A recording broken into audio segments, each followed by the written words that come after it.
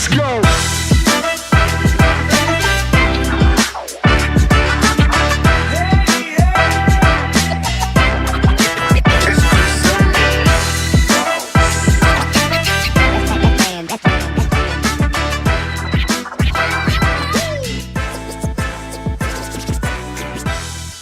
Let's go. Thursday, August 7th. Welcome to Covers' MLB Best Bets on the short slate, 4 games.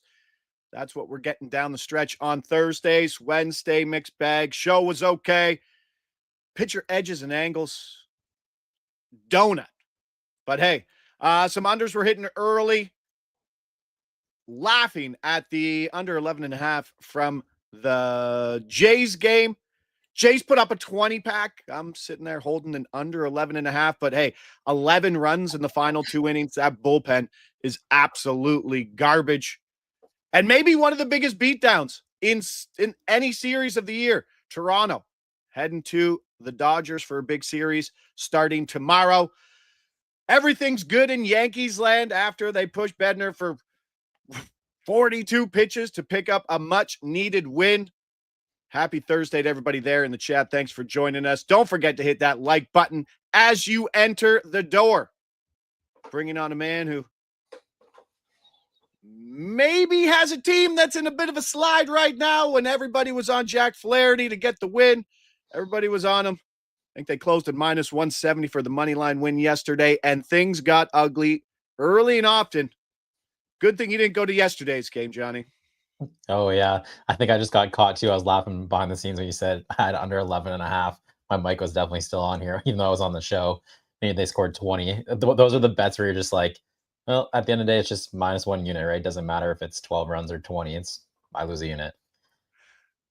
But it was 10-1. I was clinging to 10-1 going into the top of the 8th. And then they put up a 20-pack. But I was coaching a baseball game, and they're like, yeah, Jays put up a 20. They're like, yeah, everyone's happy. I'm like, dang it. Under 11.5. I was working on something yesterday for covers, and then I think the Twins jumped out 3-1. And then I saw Kerry Carpenter homer to put him up 4-3, and I was like, oh, I'm going to flip the game on. And all of a sudden, my buddy texted me. He's like, well, good thing we didn't go today. And it was like 8-4, and I was like, maybe I won't watch this one. I'm like, yeah, they're down. I think the lead's down to 6 games, right? In the AL Central, it was 15.5 about a month ago. Now it's 6 games. So, I mean, Cleveland's not, I don't think they're trying to, obviously they'll take it, but they weren't trying to catch them. They thought they were way out of it. They basically sold at the deadline and lost a couple guys to some player props. But yeah, getting a little more interesting here. I know after the game before the Tuesday night loss, AJ Hinch is usually like it's just 1 of 162, a lot of baseball. There was definitely a different tone where he's like, we want to be a top 2 seed. We want to win the division. We want to be able to set up our rotation. We need a sense of urgency. So I feel like maybe they should get her going here, but we'll see. I appreciate the comment from Rob in the chat. I did also play a personal one that I think Porto hit too. 4 games under, excluding the Detroit game and the Jays game. So the early unders were hitting. The lotto didn't hit, but it was a getaway day for sure. Johnny, we put you in a tough spot. Only 4 games. Hitting conditions aren't great. Again, 1 indoor game. But I see you pivoted. You got 1 homer, but I see you pivoted to an absolute big dog. And it's fading schemes, but I like it. So give me some plus money stuff on your end here today, pal.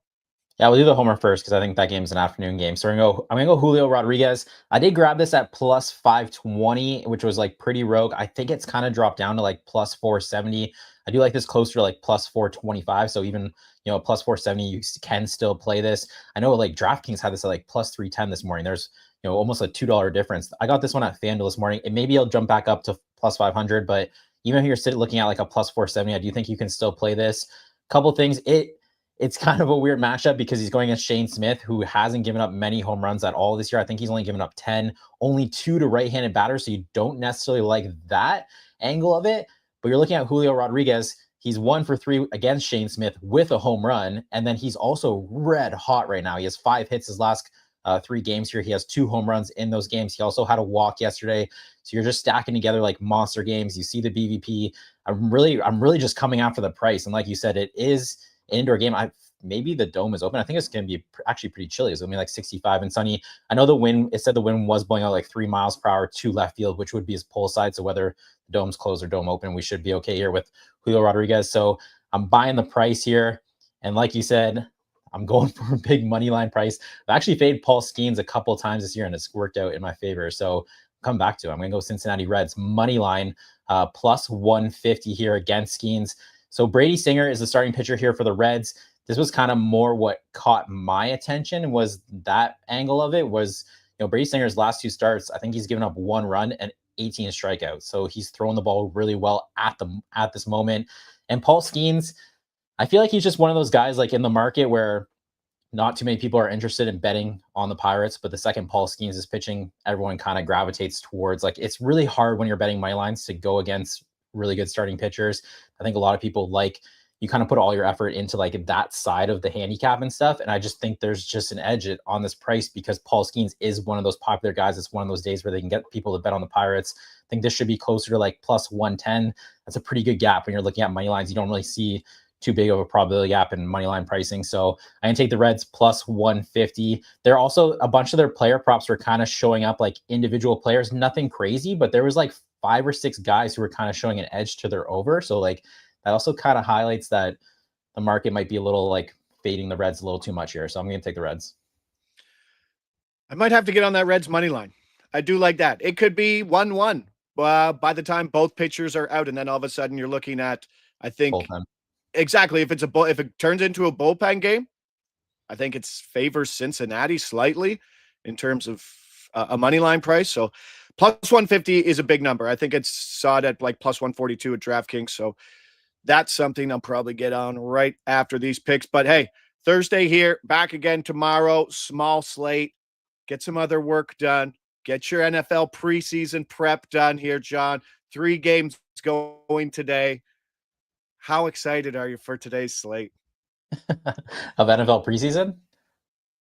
Yeah, NFL preseason. Look at there's not much going. It's really like I didn't even realize this. You said this yesterday. You're like, there's only 4 baseball games tomorrow. I was like, what? Like baseball is just kind of a sport you expect to wake up and you kind of expect to see like every single team in action or close to every single team. So you sometimes when you're doing NBA and NHL, you kind of get these days. You're like, it's a Thursday. There's only 3 games, but kind of a shocker for baseball. You kind of miss the full slate, especially when it's not great weather for hitting and you like to bet on home runs. But yeah, we'll fade Paul Skeens here for this Thursday action. All right, and J-Rod, plus money. Appreciate you, pal. We'll see you back here tomorrow. All right, good luck with your bets. All right, let's do the rundown before Gary Sheffield Jr. comes popping in here. Rundown, 4 games, every bet, every game. Let's roll. Athletics, Washington, under 9, minus 105 is how we're starting things out. Afternoon lineups worked well yesterday. Let's run it back today. Big thing, the Athletics going to Baltimore, and Washington somehow has to go to San Francisco tomorrow.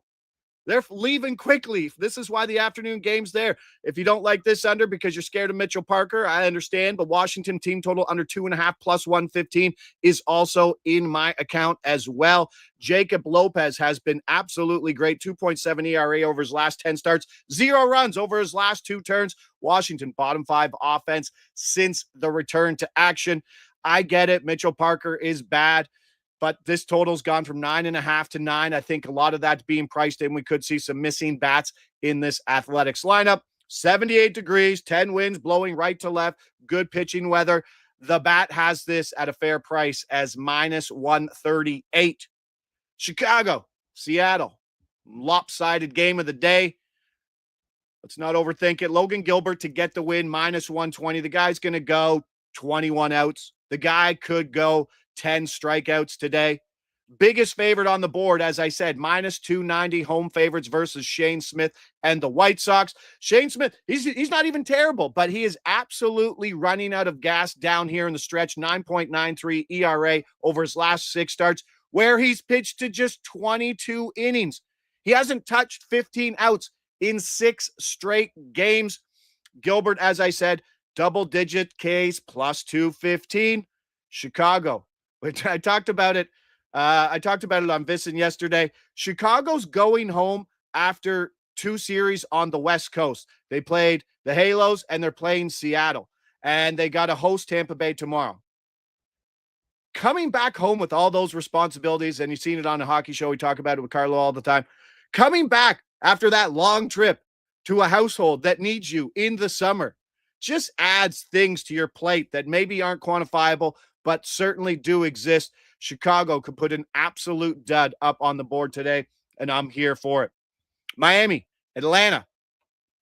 Going over to DraftKings for this one. Go hit daily specials. Highest scoring game of the day, plus 270. I think that's really good price for a game that the bat projects as the highest scoring, but it's not the betting favorite as a highest scoring game. And why? Because any game with Carlos Carrasco should be the favorite. Yes, Yuri Perez has been okay, but yes, it's Carlos Carrasco.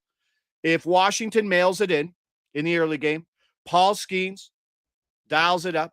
Logan Gilbert, like Skeens versus Singer, that could be a great low-scoring game. If Gilbert shuts things down, and Seattle doesn't have to do too much versus Shane Smith, all we need is maybe 9 runs in the late game. And Miami's looked great since the break.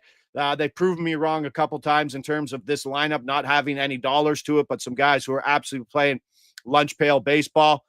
9 runs could do it. And at the end of the day, Miami could do the heavy lifting in that game. Last one, easy one. O'Neill Cruz Jr. How about just 2 hits, runs, RBIs at minus 115? If you play this market every day, you're trying to wonder why guys like this are at this price, why guys like James Woods are at this price. And it's every day, minus 115. You don't get minus 115 for a 4-hitter anywhere other than O'Neill Cruz. He got the day off yesterday. I think he had a pinch hit, but he's coming in lefty versus righty. Absolutely love it. 4 plays, 4 games. That's what we got. But more importantly, we also got Gary Sheffield Jr., host of Yankees Unloaded YouTube podcast, always here Thursdays. A man that is much happier today after a 3-2 win than what would have been the Yankees' 6th loss in a row. Tell me, what is the difference? What world would we be living in right now if the Yankees lost yesterday? Well, I mean, a world I think everyone would have preferred, right? Everyone loves to watch the Yankees suck, but we've finally found our calling card. It is 42 pitch performances from David Bednar. Looks a lot better than Devin Williams. So I think the Yankees have figured out who their closer is. We're back. Love it. Now, you did mention Devin Williams allowed more earned runs this year than his 3 years combined. This doesn't really have to do too much with baseball. But give me the feedback on Devin Williams, running back, the 50-year-old, facial hair, tradition of Yankees, and then to bring in this performance. Does that sit well with the audience? Is that, you know what I mean? Like, is that more of a me thing when you got guys like him and maybe Jazz Chisholm that don't really represent the blue-collar-esque of Yankees fandom? Yeah, and you'd like to believe that whoever that player was, if you were sitting in 2005 and you're like, I wonder if the Yankees are going to be running a tight ship 25 years from now, 30 years from now, you'd like to imagine that a big-time star, a key contributor, was the one who actually ended up changing that rule. No, actually it ended up being somebody who was really bad at their job in a rental year who won't be returning to the organization. That's who ended up changing the rule, in Devin Williams. So, yeah, insane. I'll never understand it. All right. I mean, we still have like 28% of the schedule. People think like the playoffs are coming next week. There's still lots of time, lots of maneuvering. But let's say at the end of the day, you're Aaron Boone. You guys get the 6th seed. Which of the division winners do you want to play in round 1? And which are you absolutely terrified? And why is it probably just seeing Tariq Skubal?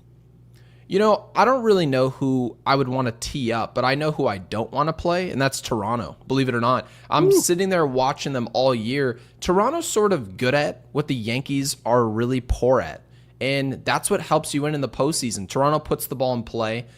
They're expecting Bieber back, obviously, off of injuries, rehabbing currently. When you put the ball in play and you get quality outs, right? Bo Bichette having a resurgence, quality base running, playing smart baseball, that's not the team you want to see. You want to see the teams that are playing some dumb baseball last few weeks. And of course, we have no idea what it looks like by October. We may have a different conversation. Toronto could fall off a cliff between now and then. But right now, if I had to give you my answer, I'm avoiding Toronto. That's really surprising because I think guys like in those best of 3, it's just so easy to load up on the high end pitching, right? Like you might see Skubal twice. Like I'd be afraid to see anybody in Boston. Where's your level of concern of running into Boston, or should the AL be very worried about that lineup that has added pieces, that has maybe the best pitcher in the AL in Garrett Crochet? Yeah, so again, in short series, yes, that's definitely something you want to avoid. But as far as I'm concerned, what Boston did, I know that they were heavy on Joe Ryan. They didn't get a chance to do that. I know the report said that they were willing to spend whatever it cost, but they ended up getting Dustin May. He pitched last night. It didn't look good, as you saw. That's one of the arms that you're going to end up seeing in the postseason, and that's not who they wanted pitching. And that's sort of been Boston's calling card. Oh, you've got a shot here. They don't really time the buy correctly. So, yeah, Boston's a team that I think has an opportunity, but I'm not necessarily avoiding them. Now, Detroit, on the other hand, I know they're losing a lot of games, but Tarek Skubal is Tarek Skubal. And when he's on the mound in the postseason, it will be different. Roman Anthony signs 8 years, $130 million, 21 years old. I think obviously that's a smart move going forward. Do you think that kind of changes the landscape of how front offices direct and allocate their money to their young stars? It's always smart for the most part, right? It can definitely blow up in your face, but is $10 million a year, $12, $15 million going to kill you? Absolutely not. I'm just surprised that players aren't represented early enough or told not to make this deal, because even Ronald Acuna Jr. took this deal, 8 years, $100 million roughly. How you go up here and take that type of contract, even with his injuries on the market, he still probably gets more than that. So it's insane. Corbin Carroll, same deal in Arizona. I just will never understand it. But of course, good for him. You get to know that nothing technically at all can happen to you. So congratulations to him, and other owners should be doing this any chance they can. Does the commissioner prefer something like this to grown talent than $500 million contracts that could be pushing us towards a lockout? You know what? Not really. I know technically speaking, the commissioner's job is to fight for the owners. So we do forget that. I think people sort of feel like his job is to grow the game, but his job is to make sure the owners aren't the target.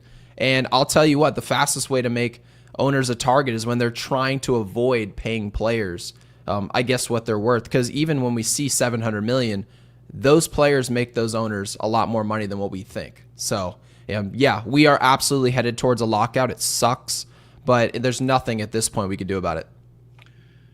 Kyle Schwarber, NL MVP, down to plus 550.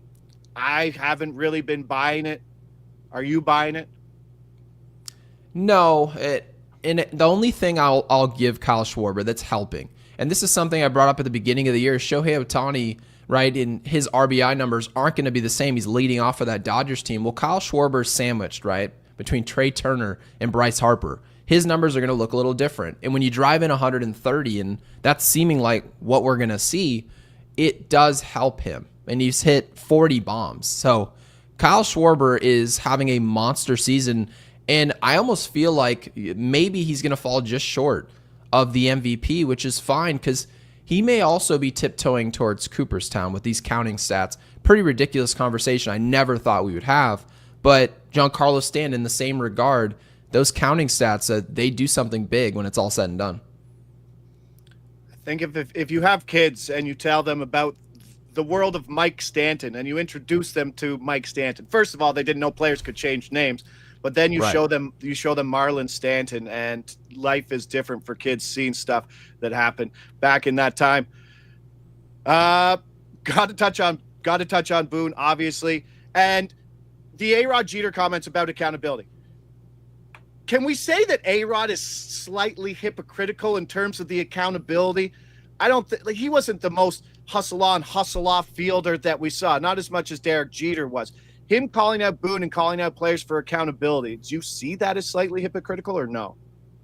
I mean, in some ways, I think Alex knows there's ways that he has, I guess, been hypocritical in that comment. But having said that, just because something applies to somebody else or maybe not as much doesn't mean that, I guess you can say maybe the wrong messenger at the time. But for Alex Rodriguez, I mean, he's somewhat, right? He's somewhat accountable. You're talking about 2009. You don't improve at anything in life without being accountable and being able to acknowledge there's a problem here and I need to be better.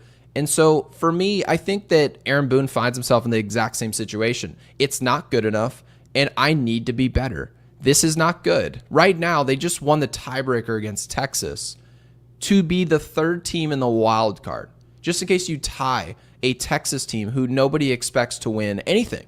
And so, yeah, I do think when Derek Jeter and Alex Rodriguez hit the mic and they say, what do you think's wrong with Aaron Boone? There is no accountability. I don't know if you guys saw the montage where he said that can't happen, right? There was a huge montage of him saying it over and over and over again. But when nothing changes, yeah, you deserve to be called out, whether the messenger is hypocritical or not. The Dominguez play, awful running. Stanton getting hosed at third. That was my first thing, too. So they're like, wow, look at this throw from Acuna. You're like, no, look at the piss poor base running and laying up. A little bit that should be on the third base coach, but at the end of the day, these guys are professionals. The Austin Wells not knowing how many outs there were, and then obviously culminating into the Jazz Chisholm. And my favorite play about that, Gary, was professional baseball players on the infield know exactly when they have that extra foot to make that play. And you don't see that play happen often, but I forget who the second baseman was who got him out by a step. You keep saying in that montage is so funny. We can't let it keep happening, and here it comes again. We can't let it keep happening, and here it comes again. So at the end of the year, if your Yankees do not make the playoffs, Aaron Boone maybe not have a job with that team. Who would be at the top of your wish list to run this team next year, and maybe in a better manner than Aaron Boone has this year? You know, maybe a Buck Showalter, a Don Mattingly, but I'm aware that whoever replaces Aaron Boone is going to be, it needs to be someone available to be a hybrid. You need to be part of the new school. You need to be able to be somewhat of a player's coach, which is why they hired him in the first place. Not just to run the analytics and be the spearhead of that, but the Yankees are going to have to give somebody who's more than just a PR bandit. You can't just get out in front of the mic and say, we need to be better, and then just march off expecting that to be good enough. There needs to be some type of conclusion you can see tangibly, a change tangibly on the field. And Aaron Boone just feels like you're in some type of recurring dream. It just doesn't stop. You'll watch Ronald Acuna throw the ball from the warning track. It's not physically possible to get thrown out at third base on that ball unless you're not paying attention, unless you're just not sliding for whatever reason. And the Yankees continue to make mistakes where you want to blame the player for being such a knucklehead, but then you realize there's a common denominator here somewhere, and I need to find it. When all my players make stupid plays, whether they have high baseball IQ or not, something is going wrong. And I think it has a lot to do with the leadership. And of course, that's why Aaron Boone he's been under fire for weeks now. And I honestly, unless barring some major change where they start winning heavily, I think he is in real trouble for the first time. I just think it looks super unprofessional as the bench boss to be sitting there shouting at your first base coach after the Jazz Chisholm play. Ridiculous. Hey, keep that behind the doors.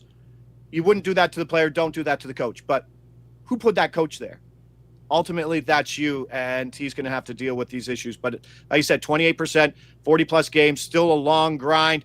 And before we let you go, what do you think the biggest storylines heading down the stretch will be over the final 46? Or maybe as just a baseball fan, what are you interested in seeing down here with some serious playoff races coming down to it? You know what really the biggest storyline for me was actually, it was really the Bieber, right? You're talking about going out there on a rehab assignment, seeing what he can give Toronto here in this little stretch. I think his presence could loom large, but I think the biggest storyline for baseball is the buyers, right? The Dave Dombrowskis in Philadelphia, Mason Miller, AJ Preller, sending the message that this Major League Baseball, the current state of baseball before a lockout, there are teams that have the mentality, we want to put a ring on our finger, and we're not necessarily obsessed with value. We will look at some of these players. We're going to look at some of these guys, the Mason Millers, the Durans, and yeah, you guys may win the value game long term. We're trying to win a World Series. How much is that worth? And I think some of these teams may set a precedent that you don't necessarily have to win the value game to pull the trigger and win a trade per se.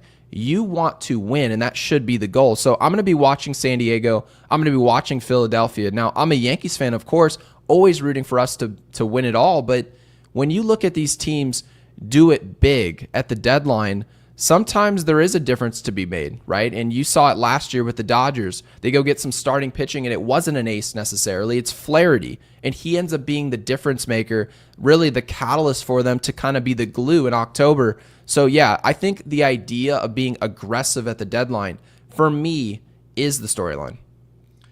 Just look at Duran's first entrance into Philadelphia. Like, that was just – but that's what you give back to the fan base. Like, that's what drives people to come back. That's what makes people pay $500 US for a ticket in the playoffs. That's what you want in management, and it's happy to see. So, yes, people buying, lockout looming, but love to see management and front offices open up the checkbook and bring in talent like that. So, awesome. Good job on your win yesterday, because it would have been an absolute full day with no Yankees baseball, just talking about it. Always great to have you on, Gary. Thanks for the insight. We'll see you back here next week. Absolutely. See you soon. All right, slow slate. NFL preseason later today. The 4 picks are there, plus John's J-Rod homer, plus 520, I believe. And then the Reds on the money line versus Paul Skeens. That's what he did. Big day. Not really, but let's turn it into a big day. Big day money-wise. Josh Inglis covers MLB best bets for Thursday. Thanks to everybody there in the chat. If you haven't, hit that like button. Producer Chris on the buttons. We'll see you back here tomorrow, same time, 9:15.